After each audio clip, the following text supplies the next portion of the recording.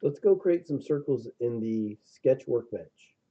So I'm in 3D sketch workbench right now, and I'll show you how I did these. We'll start with a new part, and then we'll make the part body the in-work object. We'll select the YZ plane and go into that sketch. We'll slide this out of the way so you can see how I create my concentric holes. I'm going to select here. It says it's at 9 and 4. It will be the center point. I just click with the left button and drag my cursor out. Wherever I bring my cursor, that's where it's going to bring that circle. So right there, it has in the tool palette 13 and 4. So it measures the distance from my center to there to create the radius, which is currently at 4 inches. I click that, and there's your circle. Now, if I want to create a circle in the center of this circle, I reactivate the circle command. I'll put my cursor here. Notice that I move my cursor around, and it changes when I get to the actual center. Do you see that blue dot? Again, when I go to the center, that blue dot shows up, and that is letting me know that is using the same center point as the big circle I just created. That is known as a concentric circle. In your GD&T, that is called concentricity. When you create your drawings and you want to maintain concentricity, you want to have a hole share the same radius, or circle or radius or fillet or something shares the same radius as something else. We want to apply concentricity. I click the center point, I slide it out, and I click a position.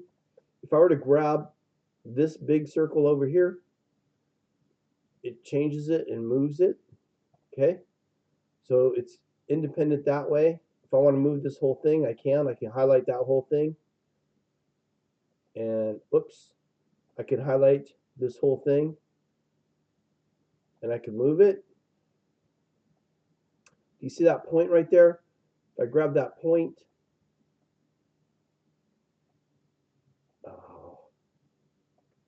if I change the coordinates of that center point, since it's concentric, it knows to follow wherever I place that. Okay, I'll put it back where it was. Let me just hit undo to put it back where it was. One other thing, under the circle command, you can select the center point. Again, I'll use concentricity.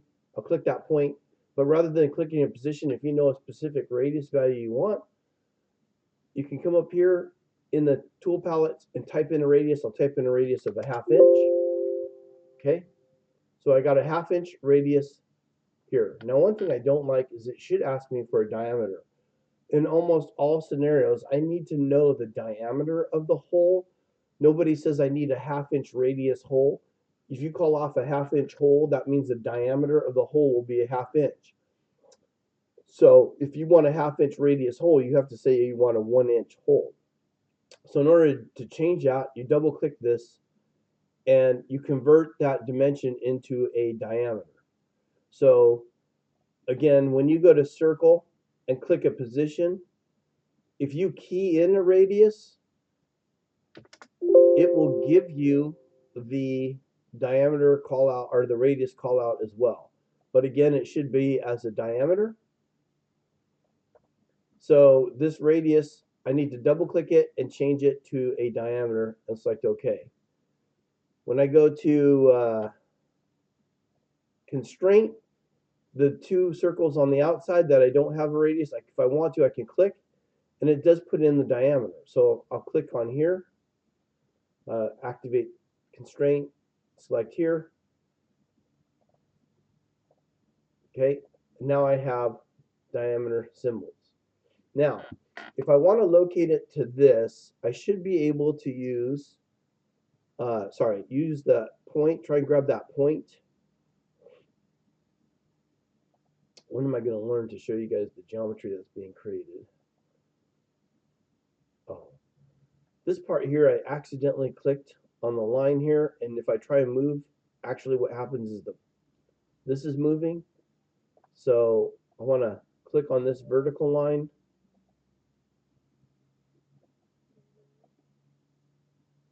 You can get anywhere on that vertical line and click on that vertical line, it will reactivate the part so I can move this. See this point right here? That's my concentricity point. I'm going to use my control button and grab the center point here. Let's go contact. See how it shifts it? Okay, let's grab that point. Again, it's easier to grab it off the tree. Use my control button, and I'll grab the horizontal line down here.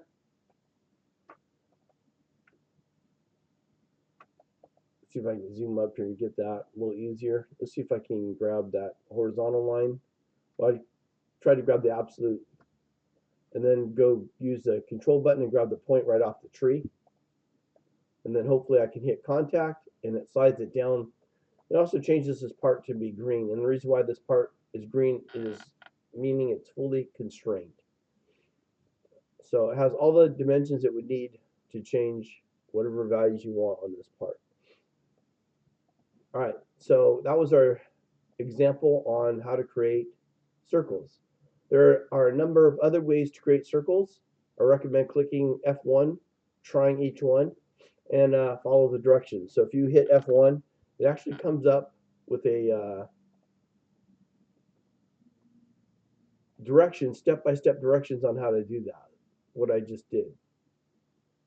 Also, if you hit this, select that hyperlink. Oh, gotta log on to my password, or log on to my CATIA because I logged out.